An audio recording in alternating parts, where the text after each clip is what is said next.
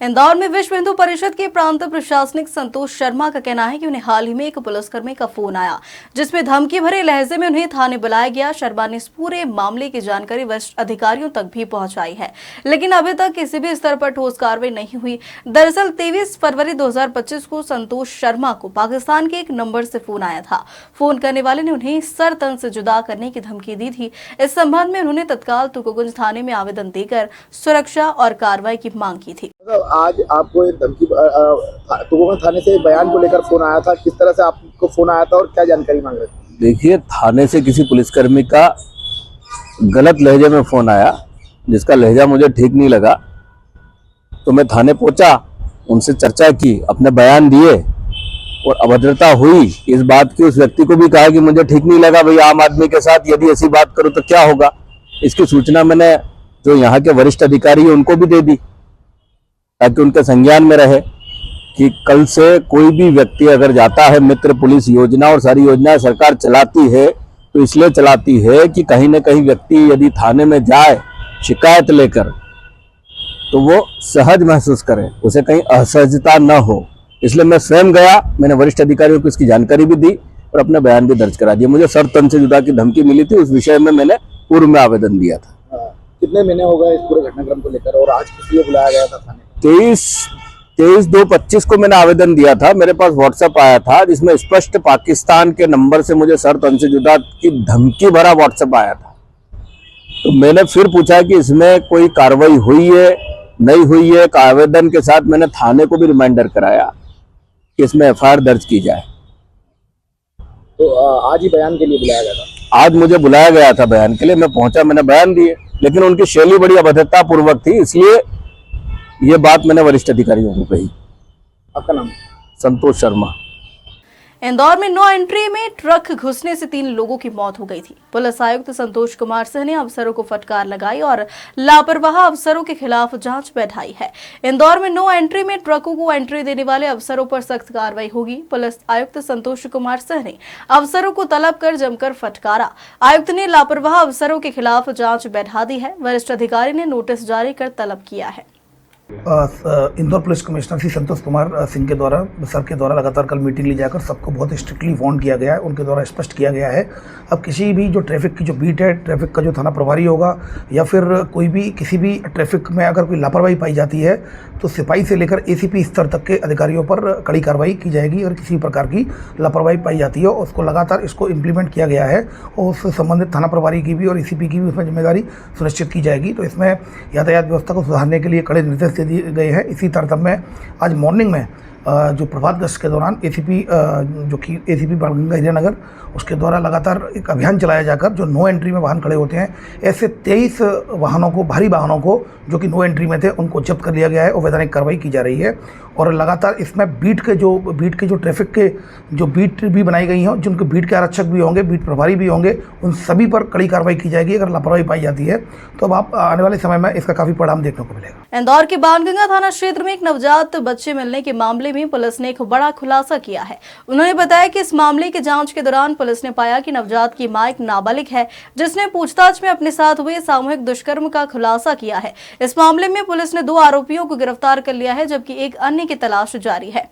Additional DCP Ram स्नेही के अनुसार लगभग 4-5 दिन पहले बाणगंगा थाना क्षेत्र के भवानी नगर में झाड़ियों के पास एक नवजात बच्ची लावारिस हालत में मिली थी। सर, पुरानी रंजिश के चलते 2 दिन पूर्व एक हत्या का मामला सामने आया था, जिसमें पुलिस ने तत्परता दिखाते हुए तीनों ही आरोपियों को गिरफ्तार कर लिया। किस प्रकार का पूरा मामला था? ये उमेश उर्फ बबलू जोशी है, जो बेसिकली मूलतः रहने वाला राजस्थान का है। यहाँ पर कुशवाहा नगर में थाना बाणगंगा में रह रहा था। उसके साथ ही पूर्व के जो साथी है आशीष, सचिन, चीना, पप्पी, इन लोगों के साथ में उसका किसी बात पर से विवाद हुआ था, जिस पर से इन आशीष, सचिन और पप्पी जो तीनों भाई हैं, इनने मिल करके और घातक हथियार से उस पर हमला कर दिया था, जिस पर से उसकी मृत्यु हो गई है। विधिसम्मत धारा में प्राथमिकी दर्ज कर ली गई है। तीनों आरोपियों को तत्परता से गिरफ्तार कर लिया गया है। घटना में प्रयुक्त आला जरर को भी वजह सबूत जब्त कर लिया गया है। शेष हमारी बेचना जारी है। मुख्य कारण क्या रहा था सर? मुख्य कारण जो अभी तक आया हुआ है, चूंकि जो मृतक है उसके परिजन यहाँ रहते नहीं है, लेकिन यह पता लगा हुआ है कि अभी हाल ही में इसके द्वारा मकान बेचा गया था। मकान बेचने में से एक हिस्सा इसके पास था लगभग 6-7 लाख रुपए। एक तो वो पैसे से उसने कार वार खरीदी थी, तो उसी पर से या तो पार्टी आर्टी देने या कार के इस्तेमाल करने या छोटी छोटी किसी बात पर से इसका आपस में विवाद हुआ है, जिस पर से इतने बड़े घटना को अंजाम दे दिया गया है और शेष अन्य तथ्यों की भी तलाश की जा रही है हमारे द्वारा। इंदौर के हीरानगर थाना क्षेत्र में एक दिन पहले गबीट खेड़ी इलाके में एक व्यक्ति की चाकू मारकर हत्या कर दी गई थी। इस मामले में पुलिस ने जांच शुरू की और तत्काल त्वरित कार्रवाई करते हुए मुख्य आरोपी आशीष ठाकुर को गिरफ्तार कर लिया है। पुलिस के मुताबिक घटना में इस्तेमाल किया गया चाकू भी आरोपियों के पास से बरामद कर लिया है। इस तरह इस हत्याकांड में शामिल सभी तीनों आरोपियों को गिरफ्तार कर लिया गया है। पूरा मामला था एक उमेश उर्फ बबलू जोशी है, जो बेसिकली मूलतः रहने वाला राजस्थान का है। यहाँ पर कुशवाहा नगर में थाना बाणगंगा में रह रहा था। उसके साथ ही पूर्व के जो साथी है आशीष, सचिन, चीना, पप्पी, इन लोगों के साथ में उसका किसी बात पर से विवाद हुआ था, जिस पर से इन आशीष, सचिन और पप्पी जो तीनों भाई हैं, इनने मिल करके और घातक हथियार से उस पर हमला कर दिया था, जिस पर से उसकी मृत्यु हो गई है।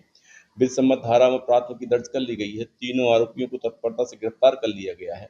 घटना में प्रयुक्त आला जरर को भी वजह सबूत जब्त कर लिया गया है। शेष हमारी बेचना जारी है।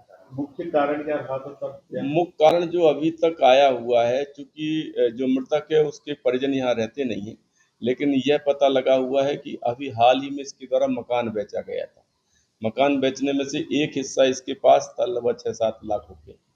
एक तो वो पैसे से उसने कार वार खरीदी थी, तो उसी पर से या तो पार्टी आर्टी देने या कार के इस्तेमाल करने या छोटी छोटी किसी बात पर से इसका आपस में विवाद हुआ है, जिस पर से इतने बड़े घटना को अंजाम दे दिया गया है और शेष अन्य तथ्यों की भी तलाश की जा रही है हमारे द्वारा। इंदौर पुलिस ने एक फर्जी पुलिसकर्मी को गिरफ्तार कर बड़ी सफलता हासिल की है। आरोपी खुद को पुलिसकर्मी बताकर आम लोगों को गुमराह कर रहा था। यह मामला तब सामने आया जब संयुक्तागंज थाना क्षेत्र में ट्रैफिक पुलिस द्वारा की जा रही रूटीन चेकिंग के दौरान संदिग्ध गतिविधियों के चलते एक युवक को रोका गया, जिसकी उसके पास एक फर्जी पुलिस ID कार्ड मिला है, जिसके बाद उसे हिरासत में लेकर गहन पूछताछ की गई है, जिसमें युवक ने खुद को विवेक चौहान बताया और कहा कि वह मेघदूत नगर का निवासी है। ये घटना संज्ञान में आई थी। ट्रैफिक पुलिस के कांस्टेबल के द्वारा चेकिंग के दौरान गीता भवन में बच्चे को संदिग्ध हालत में पकड़ा गया था। जब उससे पूरी पूछताछ की गई तो पता लगा कि उसके द्वारा एक तो अपने आप को पुलिस का स्टाफ बताया, फिर जब और उसकी सर्च की गई तो उसके पास से एक आई कार्ड मिला, जो देखा गया कि शायद फर्जी तरीके से बनाया गया है। फिर बैग की और तलाशी की गई तो उसमें एक वर्दी भी मिली हुई है। तो उसके द्वारा ऐसे गलत तरीके से पुलिस का स्टाफ बता करके और गलत डॉक्यूमेंट किया गया था, जिसमें से विधि सम्मत धारा 319, 336, 340 BNS के तहत मामला पंजीबद्ध करके आरोपी को गिरफ्तार कर लिया गया है। शेष हमारी विवेचना जारी है। सर, पूछताछ में क्या बात सामने आई? क्यों नकली फेक ID बनाकर घूम रहा था? ऐसी दिमाग में क्यों आया? ये अभी जो थोड़ा सा और आगे जो विवेचना में कुछ तथ्य आए हुए हैं कि उसके द्वारा पूर्व से ही पुलिस की भी तैयारी की जा रही है। उसके द्वारा एग्जाम भी दिया गया था और कहीं ना कहीं वो इस होप में है कि उसका आने वाले समय में पुलिस में हो जाएगा, तो ऐसा ही प्रतीत होता है। लेकिन उसके द्वारा जो फर्जी ऑनलाइन वो आई कार्ड बनाया गया है उसकी भी तस्दीक की जा रही है, कैसे बनाया गया है, क्यों बनाया गया, किसके द्वारा बनाकर किसको दिया गया।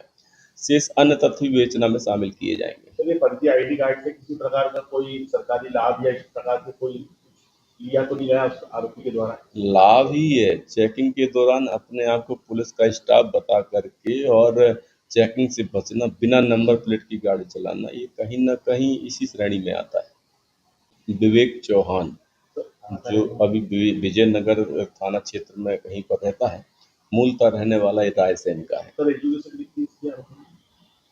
अब वो बाकी सारे तथ्यों की जानकारी जुटाई जा रही है।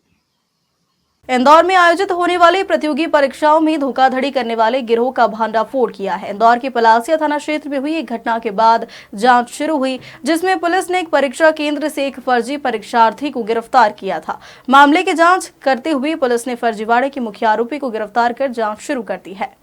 परीक्षार्थी जो कि 130/25 अपराध क्रमांक कायम है पलासिया में, उसमें एक आरोपी एक इंस्टीट्यूट में एग्जाम्स चल रहे थे, तो उसी समय वहाँ पर सेंटर जो हेड है उसके द्वारा इंस्टीट्यूट की जो लोग थे उन्होंने एक व्यक्ति को पकड़ा जिसकी आईडी चेक की गई, बायोमेट्रिक्स चेक किए गए और आईडी चेक की गई, दोनों ही दूसरे व्यक्तियों के पाए गए जबकि परीक्षार्थी के नहीं थे।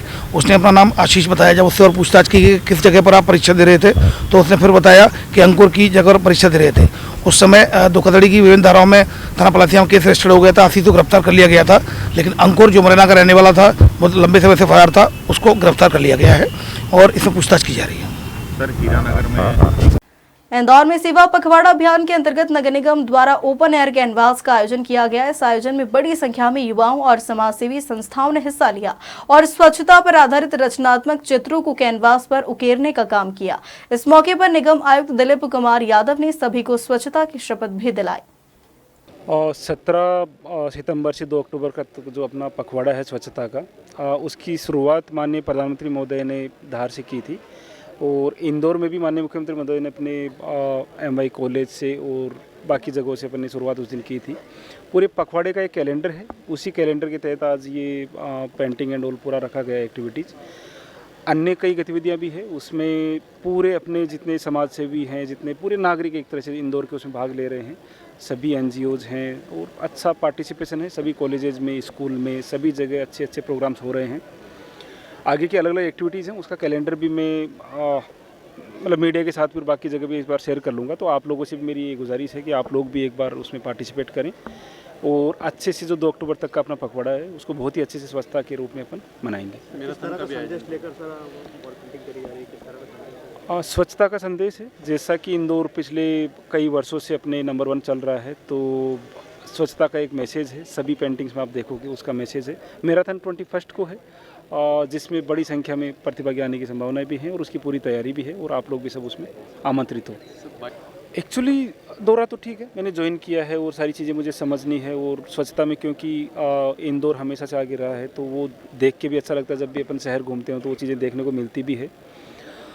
बहुत ज़्यादा खामियां नहीं है, बट क्योंकि बारिश का टाइम रहा है और बारिश की वजह से भी कई चीज़ें, जैसे कहीं मुझे देखना होता है कि कुछ जो भी चीज़ें रही हों तो उनको देखने के हिसाब से भी, प्लस स्वच्छता का एक क्रम जो रहा है वो कंटिन्यू रहे। कहीं भी कोई अपने वो एक मोड में नहीं आए कि अब सही है तो कुछ अपन चीज़ें आगे नहीं करें। बहुत ज़्यादा कमियां नहीं है, बट कहीं भी कुछ रहता है, कोई लेट गलती भी होती है, कुछ भी होता है, कहीं पे हमें लगता है कि कुछ कमी है, उसको दुरुस्त करने का प्रयास किया जाता है। वो एक प्रयास है। पूरी टीम हमारी एक नगर निगम का रहता है कि फील्ड और ऑफिस दोनों का एक कॉम्बिनेशन वाला, तो उसी को मैं भी फॉलो कर रहा हूँ, तो उसी के तहत दौरे चलते रहते हैं। All India rail women's federation और वेस्टर्न रेलवे एम्प्लॉयज यूनियन के आह्वान पर इंदौर शाखा द्वारा एक शांतिपूर्ण लेकिन सशक्त विरोध प्रदर्शन किया गया। फेडरेशन के पदाधिकारियों और सदस्यों ने कर्मचारियों की विभिन्न मांगों को लेकर नारेबाजी की। इस प्रदर्शन की मुख्य मांग 8वां वेतन आयोग लागू करना है। पदाधिकारियों का कहना है कि बिना किसी ठोस कारण के इसे अब तक लंबित रखा गया है। कर्मचारियों की मांग है कि जनवरी से इसे प्रभावी करते हुए शीघ्र समिति का गठन किया जाए, साथ ही पुरानी पेंशन योजना को बहाल करने की मांग की गई। आज 19 सितंबर 2025 को ARF एवं वेस्टर्न रेलवे एम्प्लॉयज़ यूनियन द्वारा विरोध प्रदर्शन के लिए आह्वान किया गया था। हमारे जनरल सेक्रेटरी शिवगोपाल मिश्रा जी, हमारे महामंत्री JR भोसले एवं हमारे मंडल के अध्यक्ष हरदेश पांडे, मंडल मंत्री मनोहर सिंह बारट, हमारे इंदौर शाखा के अध्यक्ष दिलीप यादव, हमारे सभी सहसचिव, चेयरमैन, वाइस चेयरमैन, युवा समिति के हमारे अध्यक्ष, महिला समिति की हमारी जोनल चेयरपर्सन एवं महिला शक्ति की हमारी सचिव, इनके उपस्थिति में आज हमने विरोध प्रदर्शन किया गया है, जिसमें हमारी डिमांड जो है विरोध प्रदर्शन में यही थी कि 8वां पे कमीशन जो है वो लागू किया गया है, लेकिन आज तक बिना कोई कारण उसको विलम्ब किया जा रहा है। तो विलम्ब करने के पीछे उसका रीज़न जानते हुए हमें वो तुरंत 8वां पे कमीशन देने के लिए जनवरी से उसको समिति गठन करवाने के लिए हमने विरोध प्रदर्शन किया है। उसके साथ साथ हमारी ओल्ड पेंशन स्कीम है, उस ओल्ड पेंशन स्कीम को भी हमको मांगा गया है यूपीएस हमको नहीं चाहिए, ओल्ड पेंशन स्कीम चाहिए। इसके लिए कर्मचारी द्वारा ये विरोध प्रदर्शन था। साथ साथ हमें एक जो डिमांड है, 7वां पे कमीशन का अवधि ख़त्म हो गया है, लेकिन आज तक 7वां पे कमीशन का सीलिंग के आधार पर ही हमको बोनस दिया जा रहा है। वो बोनस की सीलिंग हटाकर हमें सीलिंग बढ़ाकर बोनस चाहिए, इसके लिए ये विरोध प्रदर्शन था। उसके साथ साथ बहुत सारी ऐसी छोटी मोटी मांग थी, उस मांग को भी हमने एक विरोध प्रदर्शन में सम्मिलित किया गया है, जिसमें खास तौर में महिला शक्ति के लिए एक डिमांड थी। जितने भी महिला शक्ति से रिलेटेड जो पद है, लोको पायलट है, ट्रैकमैन है, पॉइंट्समैन है, उनको फील्ड में काम कराया जाता है, तो उनके लिए एक स्पेशल कैडर डिसाइड हो चुका था, लेकिन उनको उस पोस्ट पे स्थानांतरित नहीं किया गया है, तो उसको भी तुरंत करवाया जाए। और हमारा एम मोटो यही था कि जनवरी में हमको विदाउट फेल पे कमीशन लागू हो जाना चाहिए, इसमें कोई भी विलम्ब नहीं होना चाहिए। इसीलिए विरोध प्रदर्शन western railway employees union Indore शाखा की ओर से हमने बड़ी ही समझदारी शांति प्रिय से करवाया था। मेरा नाम भूपेश सोर, मैं western railway employees union Indore शाखा का सेक्रेटरी हूँ। पश्चिम रेलवे रतलाम मंडल द्वारा 17 सितंबर से 2 अक्टूबर तक स्वच्छता ही सेवा अभियान चलाया जा रहा है। इसी क्रम में इंदौर में 2 अक्टूबर गांधी जयंती के अवसर पर रेलवे कर्मचारियों के लिए स्वास्थ्य शिविर का आयोजन किया जाएगा, जिसमें विशेषज्ञ डॉक्टर स्वास्थ्य परीक्षण कर जरूरी परामर्श देंगे। रेलवे जनसंपर्क अधिकारी का मानना है कि स्वच्छता के साथ साथ सफाई मित्रों का स्वास्थ्य ठीक रहे, इस अभियान में स्वास्थ्य परीक्षण शामिल किया गया है। पूरे भारतीय रेलवे में स्वच्छता ही सेवा कैंपेन चलाया जा रहा है। इसमें वेस्टर्न रेलवे में रतलाम मंडल में भी पूरे जो हमारे स्टेशन हैं, परिसर हैं और डिपो हैं, इन पर सब में ये स्वच्छता जो है कैंपेन चलाया जा रहा है। तो ये क्या है कि 2 अक्टूबर तक चलेगा। इसमें मेजर जो चीज़ है जो इन्वायरमेंट फ्रेंडली जो चीज़ें रखी गई है, इसके अलावा साफ़ सफाई के अलावा जन भागीदारी को भी इसमें शामिल किया गया है, जिसमें क्या है कि एनजीओ और जो दूसरे ट्रस्ट और हमारे सफाई कर्मी पूरी तरह से जागरूकता, सफाई तो कर ही रहे हैं, पूरी तरह से जागरूकता का मैसेज भी दे रहे हैं। और स्टेशंस पे हमारे जो स्क्रीन पे और जो लाउड स्पीकर्स पे सब जगह हम लोग ये इस तरह की फैसिलिटी लोगों को संदेश दे रहे हैं, ताकि क्या है कि ये 2 अक्टूबर को ये जो है स्वच्छता ही सेवा जो कैंपेन है ये समाप्त होगा। उससे पहले ये क्या है कि पूरे हमारे जो रेलवे स्टेशन पे हैं, डिपो है और जो रेलवे के सर्कुलेटिंग एरिया परिसर है, इनकी साफ़ सफाई के लिए हम लोग योगदान कर रहे हैं। इसके अलावा पूरे मंडल में जो हमारे ऑफिसर्स हैं और जो मंडल रेल प्रबंधक हैं, उन्होंने भी कई जगह पे श्रमदान भी किया है। इससे क्या है कि एक मैसेज जाता है कि पूरे तरह की पूरे रतलाम मंडल में इस तरह की जो स्वच्छता कैंपेन अभियान है उसको सक्सेसफुल बनाया जा सके। शहर की विजयश्री, जिन्होंने हाल ही में 10वीं की परीक्षा दी है और अब 12वीं की तैयारी कर रहे हैं, अपने आध्यात्मिक अनुभवों के चलते चर्चा में है। विजयश्री का कहना है कि उनका आध्यात्मिक सफर असम से शुरू हुआ, जब एक मेले के दौरान एक किन्नर माता ने उन्हें एक गुप्त स्थल ले जाकर दिव्य अनुभूति कराई। इसके बाद से उन्हें यह आभास हुआ कि माता रानी उनके साथ है और वे लोगों की परेशानियों का समाधान बता सकते हैं।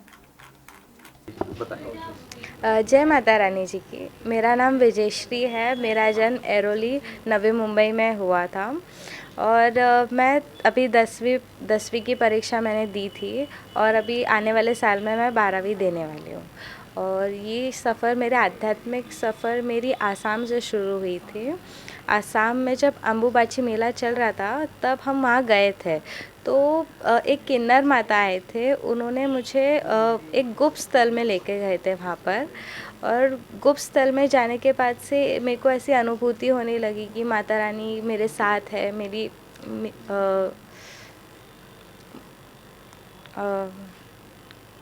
माला है। उनसे कुछ दीक्षा मिली होगी आपको? उनका सानिध्य मिला कि मेरे को उन्होंने आभास कराया कि ये करना है, वो करना है।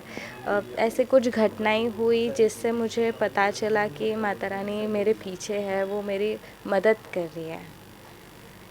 ये भी जानकारी कई किलोमीटर दूर लोगों की आप बिना बताए समस्याएं भी हल करती थी, तो ये शक्ति क्या है, किस तरह से एहसास होता है इस चीज़ों का? उनका मैं तस्वीर मंगाती हूँ या उनका नाम या फ़ोटो मंगवाती हूँ। वहाँ से मैं माता रानी के सामने चौकी लगती है ना, तो वहाँ पर मैं उनको पूछती हूँ कि ये व्यक्ति की क्या समस्या है। तो वो जैसे मेरे को अनुभूति कराती है कि इनका ये प्रॉब्लम है, ये समस्या है इनकी, वैसे मैं उनको उपाय बोल देती हूँ। ऐसा कोई घटनाक्रम जिसमें कोई व्यक्ति ज़्यादा परेशान रहा और उसमें आपके द्वारा जो है उसका इलाज किया गया या आपके इलाज के ज़रिए जो वो ठीक हुआ हो? ऐसी घटना तो हमारे परिवार में थी। सबसे पहली घटना जो हमने देखी थी, मतलब कि महसूस की थी खुद, तो मेरे परिवार के एक सदस्य को पैरालिसिस हो गया था और माता रानी का ऐसा आशीर्वाद रहा कि वो 3 दिन में ठीक हो गए थे, अपने स्वस्थ पैरों पर खड़े हो गए थे। किस तरह से आप इलाज करते हो? कुछ मंत्र पढ़ते हैं या किस तरह से विधि हाँ, की जाती है? मंत्र से होता है, मंत्र और कुछ उपाय बोलती हूँ मैं उनको कि जैसे नींबू का उपाय या जो कुछ भी हो, वो बता देती हूँ ना, तो वो ऐसे करते हैं तो उनको उसका असर दिखता है। आम जनता तक कैसे पहुंच पाते हैं? क्या उनके लिए शिविर आयोजित किए जाते हैं? उनकी किस तरह से हाँ। मदद करते हैं आप लोग? शिविर आयोजित किए जाते हैं और अभी सोशल मीडिया पे इंस्टाग्राम, फेसबुक, वहाँ से भी लोग संपर्क करते हैं, वहाँ से वो तस्वीर भेजते हैं मुझे, तो मैं माता रानी से चौकी जब लगती है ना, तब मैं उनकी तस्वीर रखती हूँ और उनको अपनी समस्याओं का समाधान दे देती हूँ। कई सेलिब्रिटी भी आपके पास आए थे, किस तरीके के इलाज करवाया? कैसे कुछ ऐसे थे कि जिनका जो करियर था वो बीच में ही रुक गया था, तो उनको कुछ उपाय कराने बोले, उन पर कुछ मंत्र किए, उनका घर में कुछ लगाया, उसके बाद से जैसे उनका चालू हुआ वैसे अभी उन डेट्स उनकी लग गई है, अभी डेट्स मिलती नहीं है उनकी। आपका नाम बता दीजिए। विजयश्री।